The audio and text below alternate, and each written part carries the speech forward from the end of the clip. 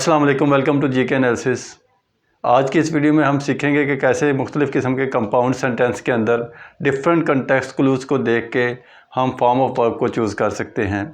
इससे प्रीवियस वाली वीडियो में हमने देखा था कि किस तरह कॉन्टेक्स्ट क्लूज़ की मदद से हमने फॉर्म ऑफ वर्ब को लगाना है, जो उसी का पार्ट 2 है। अगर वो वाली वीडियो आपने नहीं देखी तो आप ज़रूर देखिएगा। आए बिला ताख़ीर शुरू करते हैं। तो सबसे पहले कंपाउंड सेंटेंसेस के अंदर हमें कंडीशनल सेंटेंस के बारे में समझना होगा। सबसे पहले कंडीशनल सेंटेंस ऐसा सेंटेंस होता है जिसके स्टार्ट में आपको इफ़ नज़र आता है। इसके अंदर दो क्लासेस को जोड़ा गया होता है। तो फर्स्ट कंडीशनल, सेकंड कंडीशनल और थर्ड कंडीशनल, ये तीन टाइप के आम तौर पर सेंटेंसेस हैं जो हमें इंग्लिश लैंग्वेज में देखने को मिलते हैं।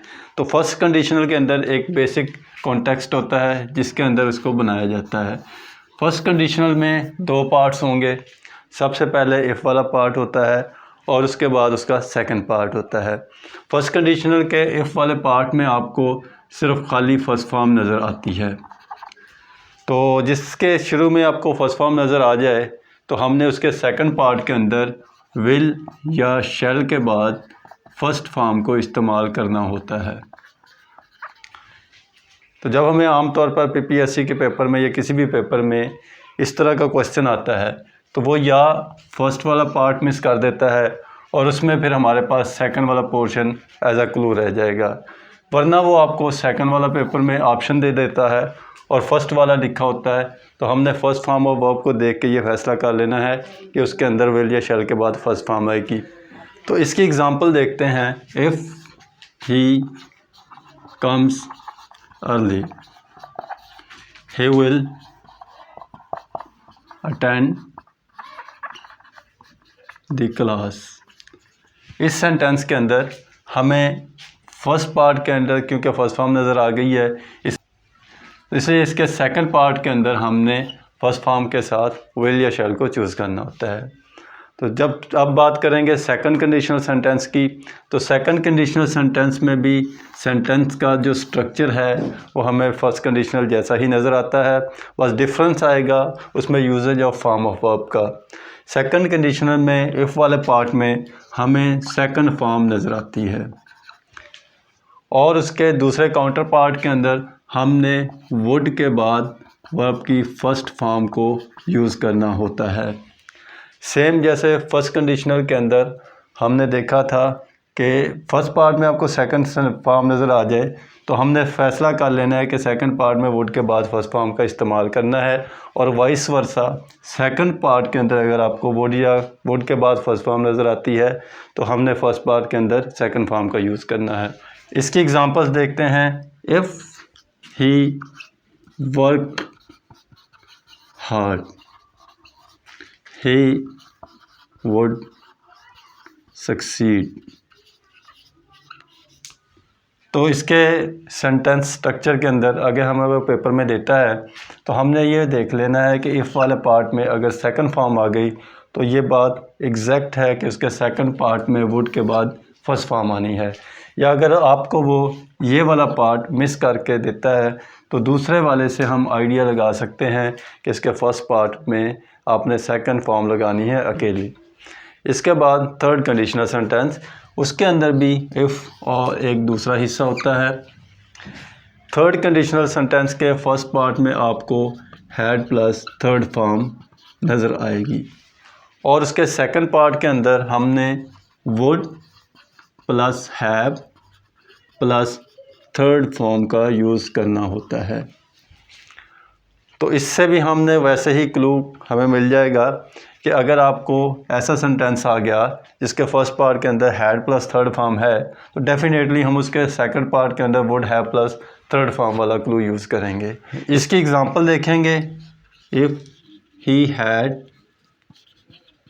Studied hard, he would have passed. तो इसके अंदर हमने क्लू देख लेना है कि अगर हैड के बाद थर्ड फॉर्म लगी हुई है तो हमें एग्जैक्ट पता चल जाएगा कि इसके सेकंड पार्ट में आपने would plus have plus third form लगानी है। या वाइस वर्सा अगर आपको ये पार्ट मिस करके ये वाला क्लू दे दिया जाता है तो हमने देख लेना है would plus have plus third form, तो इसके फर्स्ट पार्ट में definitely had plus third form लगनी है। तो अब अगर हम इसकी समरी को देखें तो सिंपल सा आइडिया है कि फ़र्स्ट कंडीशनल के फर्स्ट पार्ट के अंदर आपको फर्स्ट फॉर्म नज़र आती है, सेकंड कंडीशनल के फर्स्ट पार्ट के अंदर आपको सेकंड फॉर्म नज़र आएगी और थर्ड कंडीशनल के फर्स्ट पार्ट में आपको थर्ड फॉर्म नज़र आती है। इस तरह जब हम कंडीशनल सेंटेंस को मास्टर कर लेंगे तो पीपीएससी के पेपर में आने वाले फॉर्म ऑफ वर्ब के क्वेश्चन को इंशाल्लाह हम अच्छे तरीके से टैकल कर सकते हैं। कंडीशनल सेंटेंसेस के बाद नेक्स्ट जो हमें सेंटेंसेस आते हैं वो होते हैं कंपाउंड सेंटेंसेस। कंपाउंड सेंटेंसेस को सिंपली अगर हम समझने की कोशिश करें तो ऐसे सेंटेंसेस होते हैं जिसमें दो क्लासेस को उसने जोड़ा होता है डिफरेंट कंजंक्शंस की मदद से। तो कंपाउंड सेंटेंसेस के स्ट्रक्चर को देख के भी हम गेस कर सकते हैं कि उसमें कौन सी वर्ब की फॉर्म आनी है। तो आइए देखें, कंपाउंड सेंटेंसेस में एक टाइप ऐसी होती है कि कुछ सेंटेंस के स्टार्ट में आपको वाइल या व्हेन ये वाले वर्ड्स नज़र आते हैं, तो दो सेंटेंसेस को इसके बाद जोड़ा गया होता है। वाइल या व्हेन कुछ सेंटेंसेस के सेंटर में भी आ जाते हैं और उनके अंदर भी दो सेंटेंसेस को आपस में जोड़ा गया होता है। व्हेन या वाइल को या आपके स्टार्ट में देता है या सेंटर में देता है। तो इस तरह के सेंटेंसेस के फॉर्म को यूज़ करने के लिए हमारे पास दो स्ट्रक्चर हैं कि वाइल और व्हेन वाले सेंटेंस के फर्स्ट पार्ट के अंदर आपको वॉज और वर के बाद आईएनजी वाली फॉर्म यानी प्रेजेंट पार्टिसिपल यूज़ करनी होती है और उसके सेकंड पार्ट के अंदर आपने सेकंड फॉर्म का यूज़ करना होता है। इसी तरीके से अगर वाइल या व्हेन सेंटर में दे दे तो हमने सिंपली फर्स्ट पार्ट के अंदर आपने वॉज या वर के बाद आईएनजी वाली फॉर्म को यूज़ करना है और इसके सेकंड पार्ट के अंदर सेकंड फॉर्म का इस्तेमाल होगा। इसके एग्जांपल्स देखेंगे। When I was going to college I saw him. तो इस सेंटेंस के अंदर सेम स्ट्रक्चर है। स्टार्ट में आपको वाइल या व्हेन नज़र आता है, तो फर्स्ट पार्ट में आपको वाज वर के बाद आईएनजी वाली फॉर्म यूज़ होती हुई नज़र आई है। तो सेकंड पार्ट में डेफिनेटली आप सिर्फ सेकंड फॉर्म का ही यूज़ कर सकते हैं। अब एग्जांपल देखेंगे जिसके सेंटर में वाइल या व्हेन आता है। I was playing a match when I met my friend.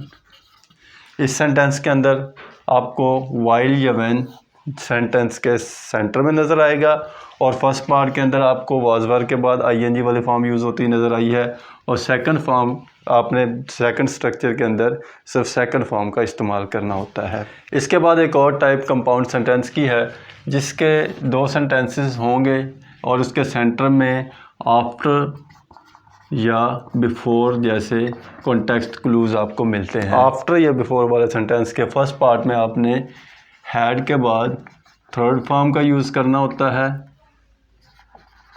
और उसके सेकंड पार्ट के अंदर आपने खाली सेकंड फॉर्म का इस्तेमाल करना होता है। इसकी मिसाल देखेंगे। The patient had died before the doctor केम।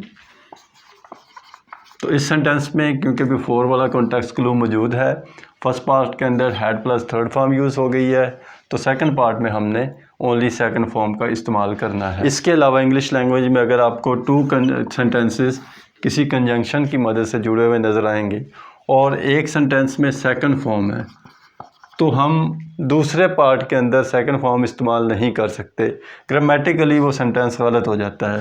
तो उसके सेकंड पार्ट में हमने हैड प्लस थर्ड फॉर्म को ही यूज़ करना होता है। तो इसी के साथ उम्मीद करते हैं कि ये वाली वीडियो आपको इंशाल्लाह बहुत ज़्यादा पसंद आई होगी। अगर आपने अभी तक मेरे चैनल को सब्सक्राइब नहीं किया तो जीके एनालिसिस को ज़रूर सब्सक्राइब करें और बेल आइकन पर हिट करें ताकि आने वाली वीडियोज़ का नोटिफिकेशन आपको मिल सके। नेक्स्ट वीडियो तक के लिए अल्लाह हाफिज़, अस्सलाम वालेकुम।